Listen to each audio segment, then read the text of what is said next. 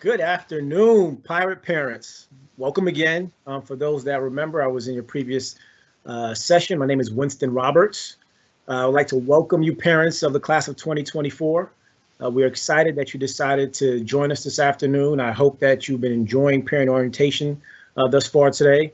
Once again, my name is Winston Roberts, and I am the Associate Dean of Students, overseeing student conduct, alcohol and other drug education, sexual violence prevention, as well as housing and residence life, which will be our focus today. But in stating that, I'll be serving as your moderator for this event today. And we have our housing and residence life panel. Our panel members are from the housing and residence life staff and will introduce themselves. And they are here to answer your questions about your students' experience in the residence halls. There's a chat function that you should see on your screen, so please feel free to send us questions, and we'll try to answer as many of those questions as we possibly can. But with that, let us get started and go by introducing to you Jessica Proano, our Interim Director of Housing and Residence Life. Hi everyone, my name is Jessica and I'm the Interim Director of Housing and Residence Life. I'm so excited to chat with you today, and I get to introduce Akira Fenimore, who is our Assistant Director for Housing Operations and Business Affairs. Good afternoon. My name again is Akira Fenimore. I'm the Assistant Director for Housing Operations and Business Affairs. I answer our SHU Housing email account, and I send a lot of messages to your students about information pertaining to roommate selection and upcoming information about their housing. So we are so excited to have you this afternoon to answer your questions pertaining to living on campus and engaging with our students when they get here in the fall. Awesome. Thank you, Akira. So before we jump into some of the questions that we have here, what I'll do is that I'll have Jess start us off. I have a couple questions here that I'll ask her to start with. As the Director for Housing and Residence Life, what do you expect resident students to get out of their experience in the residence halls? Sure, Winston. I really hope that students learn how to live and function in a community, right? So much of what we do is focused on the community that we live in, not just at Seton Hall, but, as global citizens of the world. And I think that a lot of that education starts in the rooms and on the floors of the residence halls. So that's like the large thing that I hope that residents get out of living on campus. And I also hope that they make a lot of friends and they have a really great time. Awesome. And sort of continue with that, I know sometimes you may hear the word residence hall. You hear that a lot today, or sometimes you may hear the word dormitory. Jess is going to explain to you all the difference between a dormitory, dorm, and a residence hall. In the field that is housing and residence life, dorm is like a four-letter word, right? It's something that we kind of cringe when we hear. A dorm is really where students sleep and where they wake up and go to class, right? A residence hall, people thrive in, people live in, people are excited to be a part of those communities, whereas a dorm is just kind of a place where people exist. And I think that a residence hall is where people thrive, and we get to kind of have a bigger impact on a student and their development into whole people.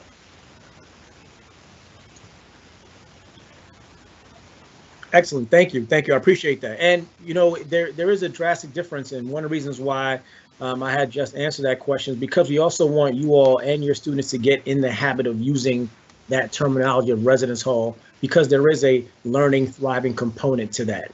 So let's move on with some more questions. This question is for Akira. Akira, who or what are some of the resources resident students should be aware of that exist in the residence halls? We have a lot of resources available to our students in the residence hall. So we first have resident assistants who help facilitate the social, academic, and personal adjustment of your student to the residence hall and to the university. The RA helps develop a sense of community amongst the residents and the members on their floor. They also serve as a positive role model to residents and their peer staff members. The RAs are also responsible for enforcing the policies, and also they act as a liaison for students and the university administration. We also have tutors in residence. We also refer to them as TIRs. They are undergraduate students who actually live in the residence halls and help provide guidance to students through tutoring. So they increase community throughout the residence halls by putting on programs throughout the semester, and they serve as, they also, help with commuter students as well. So they're not just for our residential students. Then at our desk, we have desk assistants. So this is a combination of students. So if your students are looking for a job, we will be hiring. And we also have Securitas, who is hired through our public safety. So we have a 24-hour desk where if a student has a question or a concern, they can go to the desk assistant, but they're there monitoring the safety and security of our students 24/7. We also have professional staff members. They are our residence hall directors. They supervise the resident assistants, and they live within the residence halls as well, and they participate in a 24-hour, 7 days a week, 365-day-a-year duty rotation. Campus ministry is also housed in Bolin Hall, which is one of our first-year residence halls. So again, they're assisting with the spiritual development of our students. Each residence hall has laundry facilities, and each of our lobbies have printers. So your students, I know that might be a question that comes up. Does my student need to pay for or purchase a printer?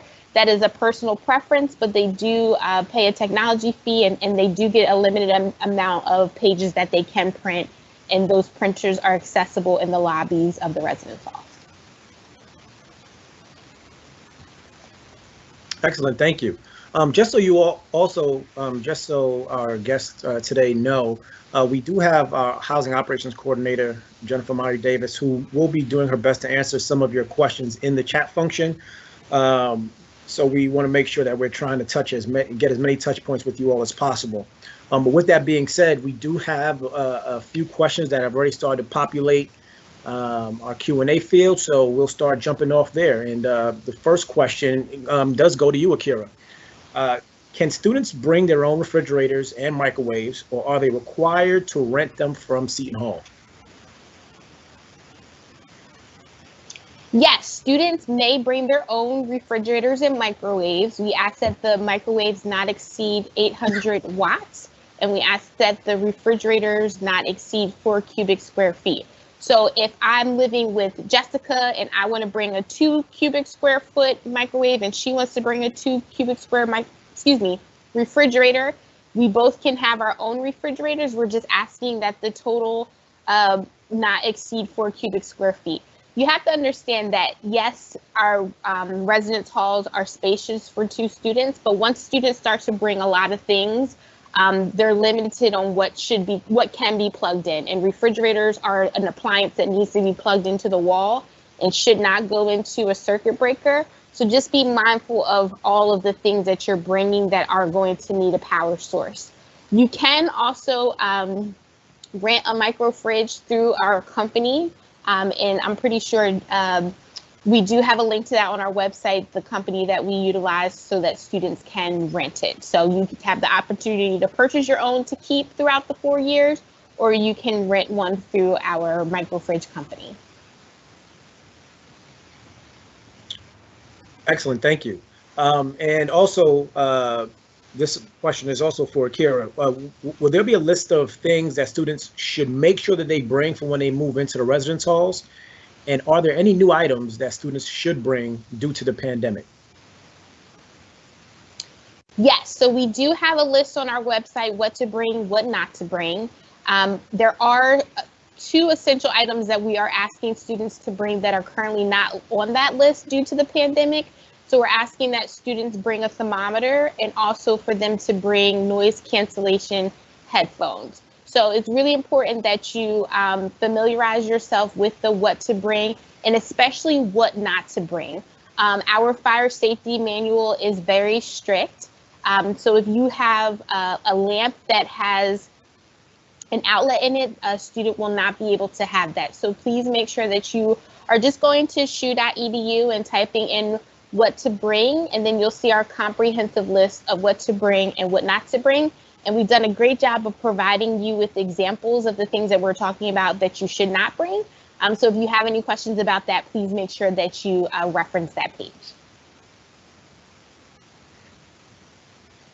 Excellent. Thank you, Akira, for that. So this next question does go to Jess.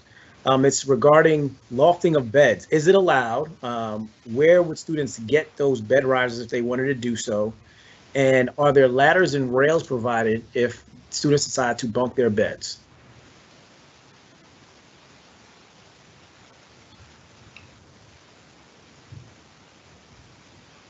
Jessica, you're muted. Oh, our beds are actually all mostly adjustable. They rise to about 2 feet up off the ground, and we can fit a dresser underneath our beds if we need to. We do not allow bed risers like you might find at Bed Bath & Beyond, the plastic ones that the beds kind of balance on, specifically because we can't guarantee how safe they are. So we do not allow bed risers, and there's about 2 feet underneath most of our beds, and we don't have many bunk beds, so we don't really need ladders, but in rooms where we do have some.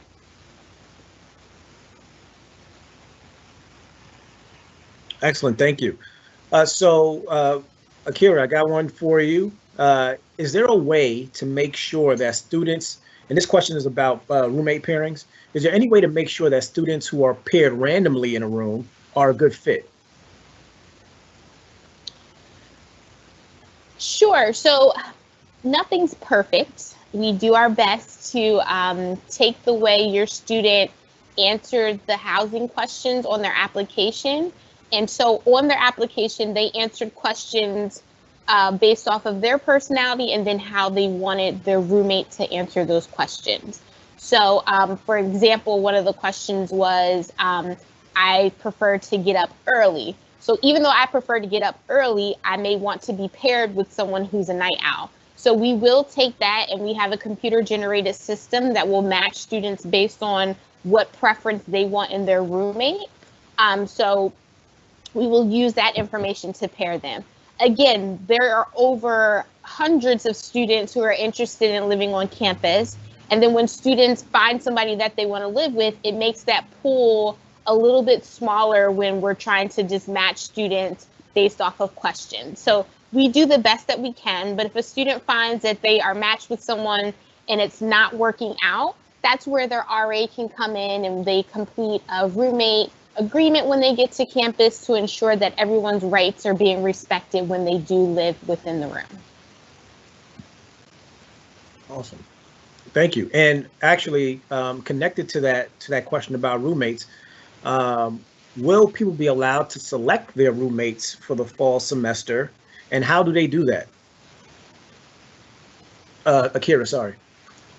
Yes. So students received an email on the 16th with instructions on how to select roommates and how to select, and how to set up a profile. So Jennifer and I went online and we created a video to help students with the step-by-step process. And they have until June 30th to complete that process. So if a student does not complete the process, then they will be randomly connected with the student. And I know that some parents had asked, do they have to complete a profile if they already know who they want to live with? So if they already know who they want to live with and they've already matched, they don't have to complete a profile.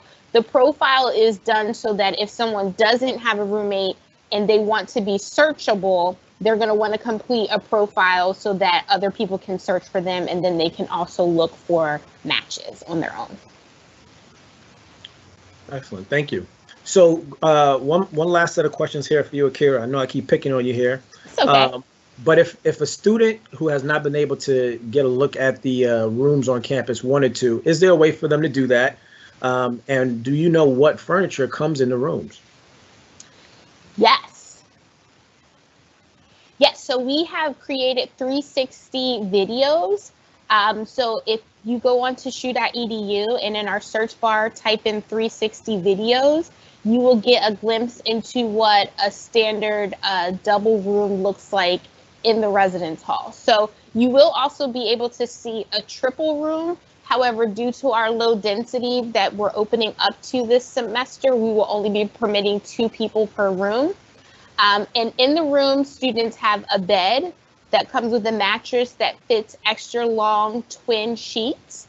They also have a desk chair, a dresser, and either a wardrobe or a built-in closet.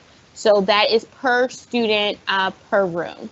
So again, going back to what to bring, what not to bring list, and then also you can search the 360 video link and it'll show you, like I said, a full rotation of what a double room looks like.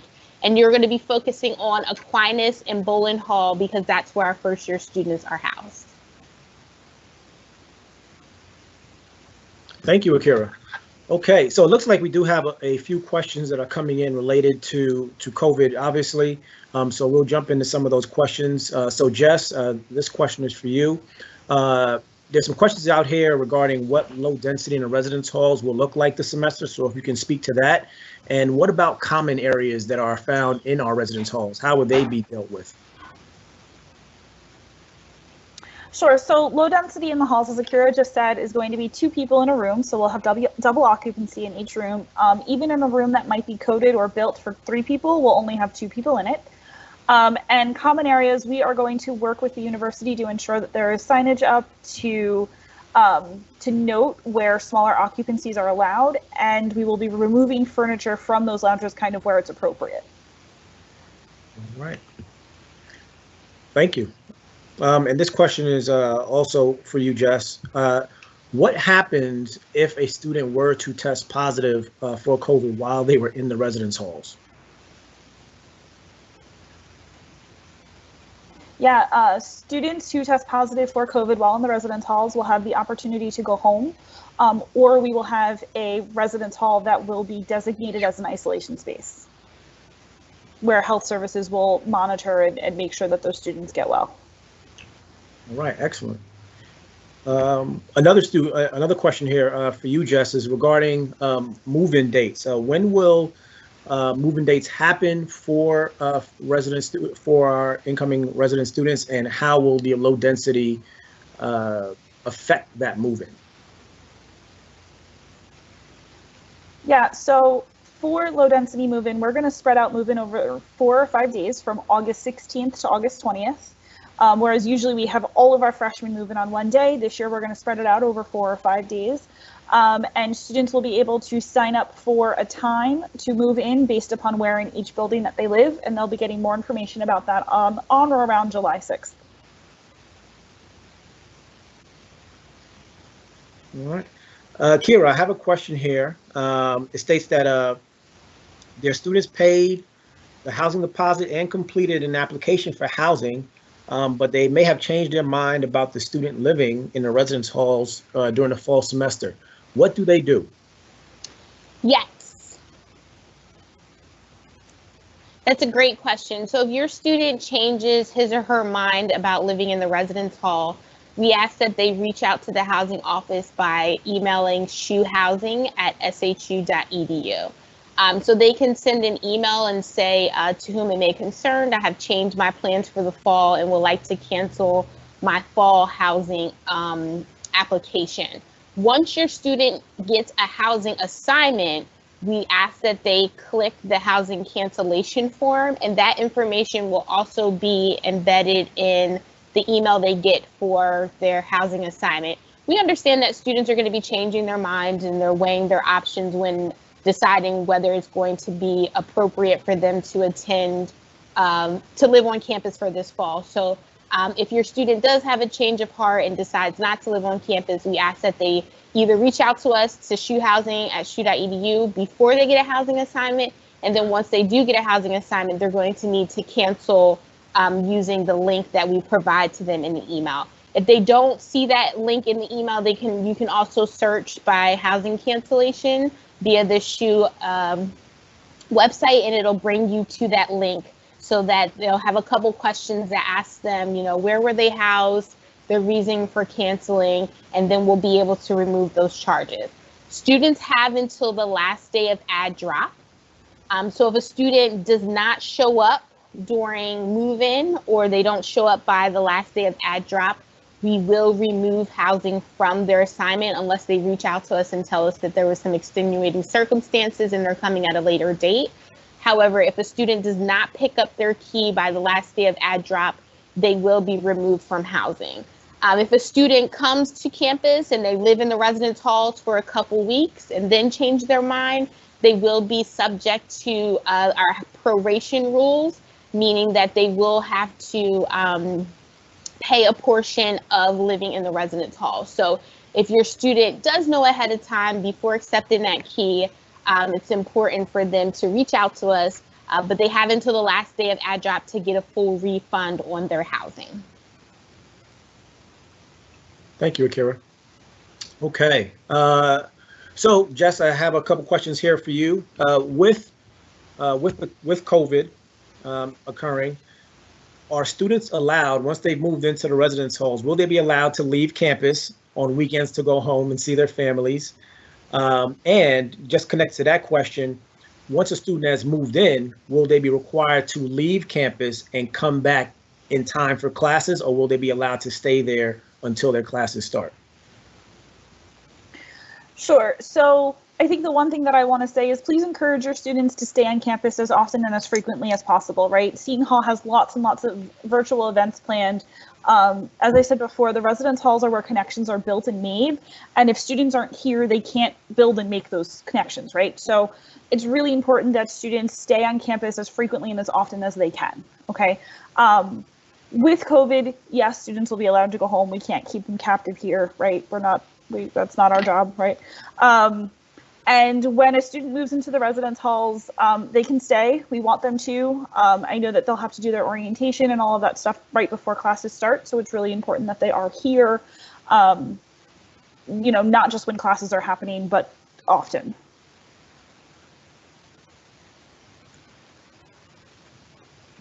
Thank you. Thank you. So, I got a few rolling in here for you, Jess, so bear with me. Okay, so this is regarding cleaning student rooms. Will the university clean student rooms and bathrooms at all during due to COVID, or will that be the responsibility of the students? Sure. So we will be enhancing the cleaning schedules in all of our residence halls consistent with the CDC's best practices. So yes, there will be some increased cleaning. All right. All right. Okay. Akira, I have a couple questions here coming for you. Okay. Does everyone who applied for housing and paid a deposit automatically get a space in the residence halls? So at this time, we are able to provide housing to our students who have completed a housing application and a deposit. If for by chance we get an influx, we will have to evaluate what spaces we have available. Our deadline to submit the application was June 1st. However, we have continued to accept applications and deposits. If you have a student who wants housing who has not completed a deposit and an application, please encourage them to do that as soon as possible. As we mentioned, we are, moving towards our low density plan. So we will have 2 students per room, which is different than our normal maximum occupancy. So again, if your student is interested in housing, they need to make that decision sooner rather than later. Thank you, Akira. A connected question here is regarding singles. Can a student select to be a single? And if yes, if they aren't a single, is there a difference in the cost between singles and double rooms? Yes, so we reserve single rooms for our students who have a documented special housing accommodation. So unfortunately, this year, we're not going to be able to offer single rooms to students who just want them. Those spaces are going to be reserved for our students who have a documented need through a physician, psychologist, or another healthcare professional indicating that they have a need to be in a room by themselves. Thank you. So, Jess, this question is for you. I know you answered a question earlier regarding when the move-in dates will be, but there's a question here in regards to help in moving things into the residence halls. Will there be people there to help? If not, who will be able to help? Can parents help? during move-in? Students will be able to have two helpers. If it's mom and dad, that's great. If it's an uncle and a mom, whomever it is, whomever your students' two people are, they are welcome to come and help students move in. Unfortunately, due to COVID, we're not going to be able to kind of have the welcome team or the help move in team. But yes, parents can absolutely help move their students move in and get settled. We will have some move-in supplies, some limited amount of move-in supplies like bins and things. So we're encouraging families to bring their own hand trucks and whatever other supplies that they might need to move in successfully into the residence halls. Okay. And just connected to those questions, is some move-in date questions. Do move-in dates differ, or will move-in dates differ for international students? And connected to that, can move-in dates be rescheduled if necessary? We're not going to have any different move-in dates for international students, and we can kind of be flexible in what needs to happen as far as flights and things for our international out-of-state students. We just ask that they email us at shuhousing@shu.edu, so that way we can kind of keep it all straight and make sure that our students are social distancing as they're moving in. Our goal is to kind of prevent it so that two families in a room aren't moving in at the same time. While we understand that the two residents are going to have to live together, we want to try to keep the two helpers that will help them move in separated from each other. Okay, thank you. All right, Akira, I have a question here for you. There's some questions regarding students who may be in honors or leadership. Will they be grouped together in the residence halls? And then I have a follow-up question after you answer that first question. Okay. So yes, honor students and our Buccino leadership students will be housed in Aquinas Hall.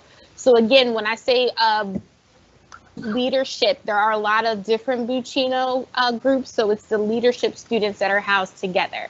So you may hear from the honors program that the honors students are on the 4th floor. We do our best to keep them in Aquinas. It's possible that they may be on the 3rd floor or the 2nd floor because honors students can choose to live with non-honor students, and the same thing with our Buccino leadership students. So they will be in honors. We'll do our best to group them together, but for the most part, they will definitely be in Aquinas Hall.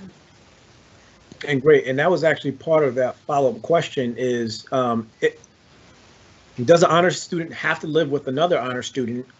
And if they don't, does that move them out of those leadership clusters?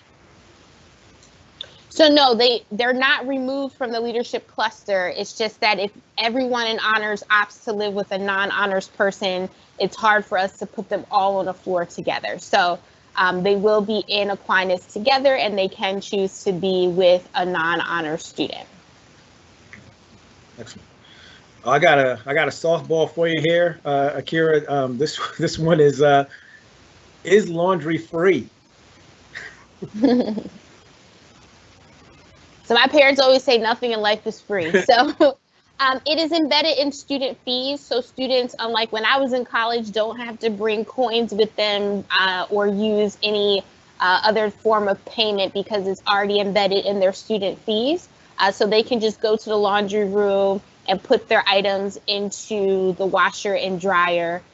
So they don't have to pay for it on site. That's handled through your tuitions and fees. Excellent. All right, thank you. Jess, so I have a couple questions here for you. How a parent would like to know, how do you control who goes into residence halls? What is the security setup in the residence halls? And connected to that, will visitors be allowed this semester? And what about overnight guests? Winston, that is a lot of questions in one question. I just want you to know. So there are people who sit at the front desk. As Akira said earlier, we have desk assistants whose responsibility is to monitor who's going into the residence halls, right? This year, the guests that students can have in the residence halls are only other Seton Hall students as of right now. And we are encouraging parents to meet their students on campus and maybe go have lunch somewhere or go for a walk. And we will send out more information kind of once we have everything firmed up and official. Was there more to that, Winston? Yeah, so overnight, did you answer about overnight guests? You I responded? don't think I did. Okay, so about overnight guests. Overnight guests, I think, will more than likely be no, because the only students who will be able to come into the residence halls are going to be Seton Hall students. So I don't know that overnight guests are going to be necessary. Okay. All right, thank you. Mm-hmm. Jess, I have another question coming towards you. What assistance is available to students that once they get to the residence halls will help them get settled and get the necessities that they may need for their room? Absolutely. So the resident assistants and as well as our professional staff will be around to help students in whatever that they need. And we will have the shoe fly should be running, and it goes to Target and to the Livingston Mall a couple of days a week, as well as going to Stop and Shop, as well as a pharmacy in the downtown South Orange area. So there's lots of opportunities for students to kind of figure out whatever it is that they forgot and get to a store to pick them up. And also they have their two helpers who can also stick around for a little while to help too. All right, thank you.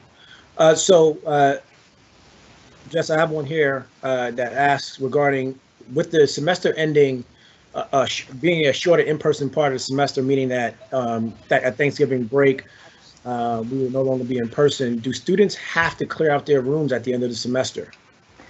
I would imagine no, because we wouldn't do it normally, right? Like at the end of the semester, students who are coming back in the spring don't need to pack up everything they own and take it all home with them. I don't see how this would be different, even though it's a shorter semester or a longer break, I guess, depending on how you look at it. I would suggest encouraging your students, though, to take everything that they absolutely are going to need for that break, right? So every year we have students who forget like medications that they have to take every day. I had a student forget their eyeglasses one time, which I couldn't quite understand because like, how did you see to get out of the residence hall without your glasses, right? People forget their blankets and their pillows and everything. So maybe working with your student to kind of create a list of all the things that they need to take home with them, especially for our first year students, because they've never done this before, right? So I think making a list and helping your student kind of check it twice, if you will, to ensure that everything that they have is what they need for when they get home. So that way you don't have to come back to campus, schedule an appointment with my staff to get back into the room to retrieve the forgotten glasses or medicine. Okay, a couple more. For Jess, is there an alert system that students and or parents should sign up for? Sure. So I actually learned today, and I didn't know this until this morning, students are automatically enrolled into Pirate Alert when they register for classes. So your student won't need to do anything. They can they're just signed up, which I honestly had no idea was a thing that happened. So that's really exciting. And Pirate Alert will alert your students of emergencies and things that they may need to know about what's going on campus or even around campus on all three of our campuses. So the law school, our South Orange main campus, as well as the IHS campus. All right, thank you. Mm-hmm. Another question here for Jess. Do you know if students will have to wear masks when they are in the residence halls, or if the university will be supplying those masks to students? I don't think that the university has made those decisions quite yet, but I would encourage you, like I have a college student and I'm going to send him back to college with masks, right? Assuming that the university that he goes to opens with in-class, in-person classes, and he'll be in the residence halls. I'm sending him back with masks so that I know at least he'll have them. Whether or not he uses them, whether or not he'll wash them, that's kind of up to him and the university that he's attending. I don't know if we're going to be supplying masks, and I don't think we have quite figured out what the policy is going to be on masks quite yet. But I would encourage you to send them with your students, even if it's a box of disposable ones, or if, I've been buying fun masks this whole time. So whatever you have and whatever your student prefers, I would recommend sending it with them. Okay. Okay, Akira, I have a couple questions here for you. Speaking directly to, what is the difference between Pirate Bucks and Pirate Gold? Great question. So the difference between Pirate Bucks and Pirate Gold is that the Bucks are used only in our dining facilities on campus. So each meal plan comes with Pirate Buck.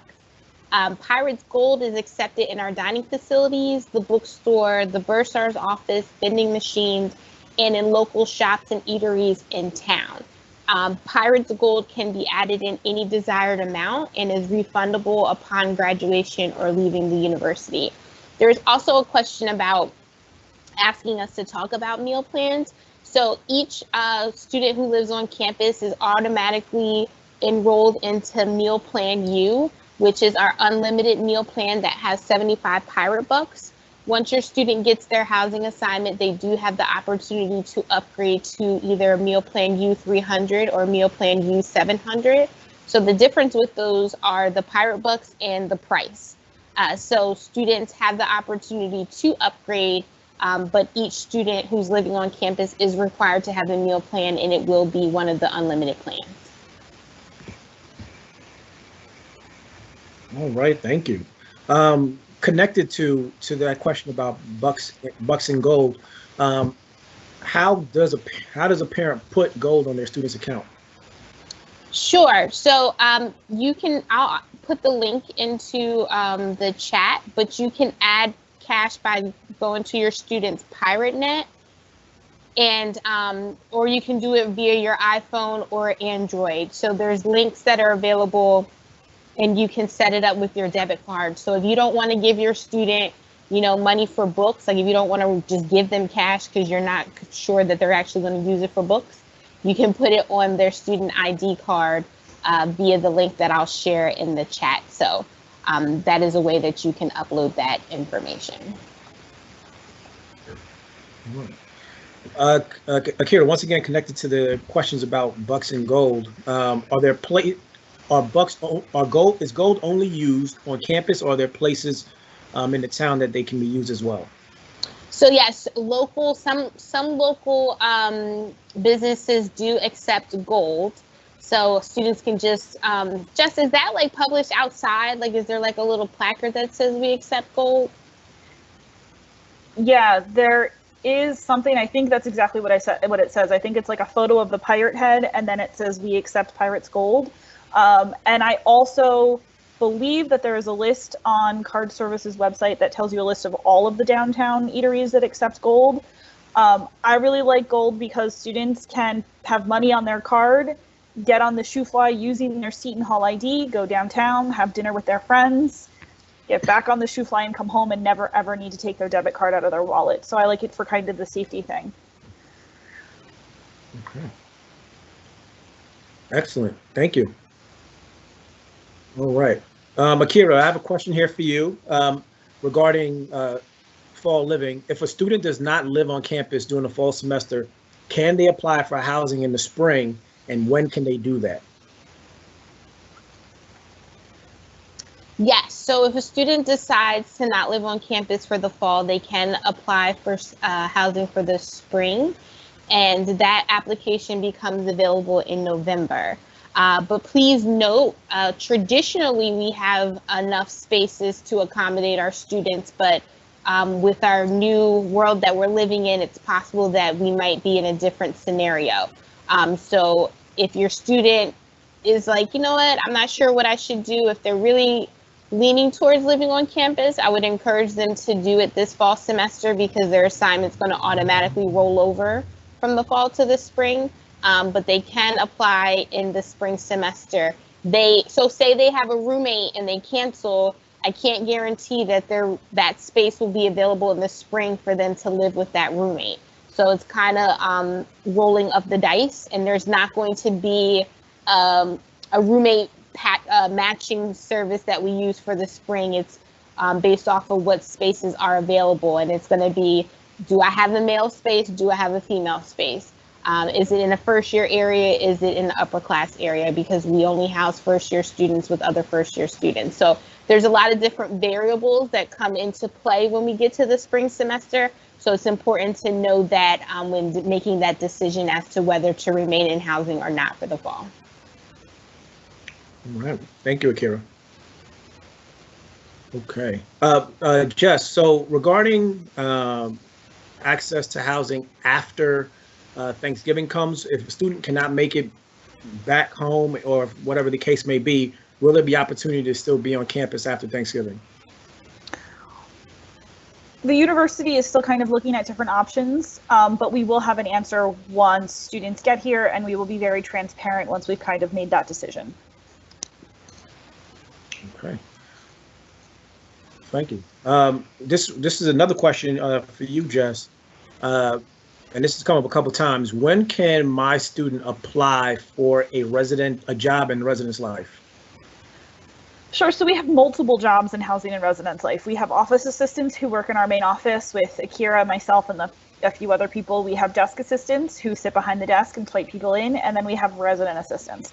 DAs and OAs are work study positions that are paid hourly, and the RA position is a grant that the students' room and board, so room and meal plan, are paid for by the university and by my office.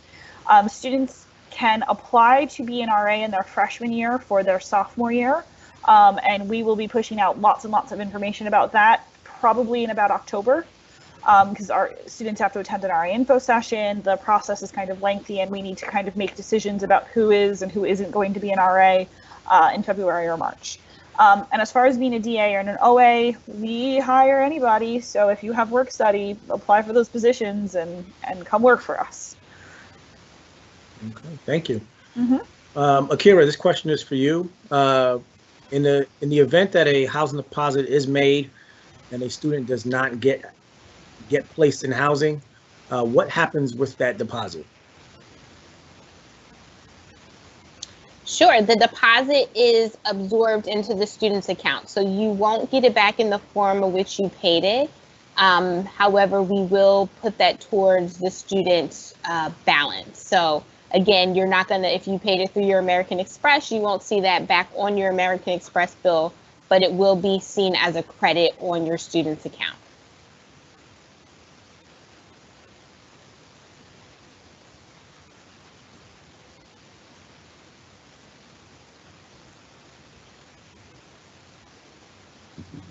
Winston, you're muted.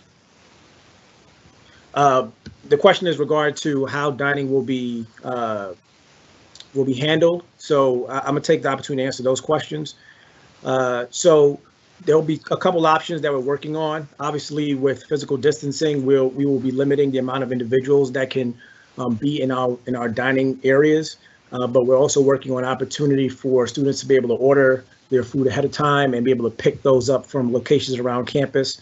Once again, to make sure that we are meeting physical distancing and keeping everybody's health and safety as priority number one. Okay. All right. Another question here for you, Jess, that I'm gonna throw to you is in regards, are there specific halls that are for first year students, and which ones are they? Yeah, traditionally Boland Hall and Aquinas Hall are our first year buildings. When we have larger classes, we might reserve a floor and maybe a floor and a half in our upper class area, but for this year it will be Boland Hall and Aquinas Hall. Okay. A question here for Akira. With triples now moving to doubles, is there going to be a cost differential for that change? Winston, I'm not sure. Do you know? I'm imagining that it probably will not change, as it's a means to us practicing physical distancing, which is very different than a single room, which is traditionally designed for a single person. So I will say that, you know, any student that wasn't a triple that is now living in a double, that cost will probably not change at this point. Okay. All right, I have a couple questions left here. We have about 5 minutes left, so let me get to these. So for this one is for Jess. If a student does live locally, will they be asked to commute instead of living in the residence hall that they have already put in their deposit and their application? If a student will already have a room assignment, we're not going to ask anybody to give up that room assignment, so no. Okay. All right. I have another question here for you, Jess. And I'm gonna throw this one out there. Is there a piece of advice that you would want to give to parents to share with their students about engaging and enjoying in their residence life experience? Yeah, I think the last thing that you said is just it. Engage and enjoy, right? Get involved, make friends, have fun, right? I think that is the biggest piece of advice that I can give to parents to give to their students, right? It's going to be scary sometimes, but it's going to be a lot of fun a lot of times also, and we're here to help you, right? Like that is who we are, and that is what we do in housing and residence life. We're here to help. So when things do get too scary, you can come see us and we'll help you, right? And sometimes when you're having too much fun, you can come see us for that also, and we'll help you get back on track. But we want students to engage, and we want them to have a good time at Seton Hall University while getting their education, of course, because that's why you're coming to Seton Hall. But I think that's the advice that I would give to parents to tell their students. It's going to be okay. We're going to do this together. And it might be a little bit weird, but we're going to do it together. Awesome. One last piece here that I'll throw in. We'll surely run out of time, but there is a question here in regards to bathrooms in the suite and what people should bring for those. I'll answer that question. You know, we're anticipating, obviously, with the increase with us cleaning the bathrooms, we're asking for students to bring shower caddies and things of that nature, so that there's not items in the bathroom. We want them to be able to bring items, put them in their caddy, and keep them in the room. This way, when the bathrooms do get cleaned, there's not a bunch of other things that are cluttering the bathroom that may prevent a bathroom from being cleaned to its full potential. So we're asking, bring a caddy or a bin that you can put your things in, take them out of the bathroom when you're not using it, which once again will help us to maintain cleanliness in those shared areas such as the bathroom. Okay. But with that being said, that is all the time that we do have for today. If we were unable to get to your question, we'll be adding those questions to a frequently asked questions list that will be directed to the Return to the Fall 2020 website, which you'll be able to access through the Seton Hall website. Any session that has occurred either on the 16th or the 23rd was recorded and will be found on the Parent Orientation website. Thank you again for joining us today. We can't wait for the start of the semester, and we can't wait to meet our new students. Go Pirates!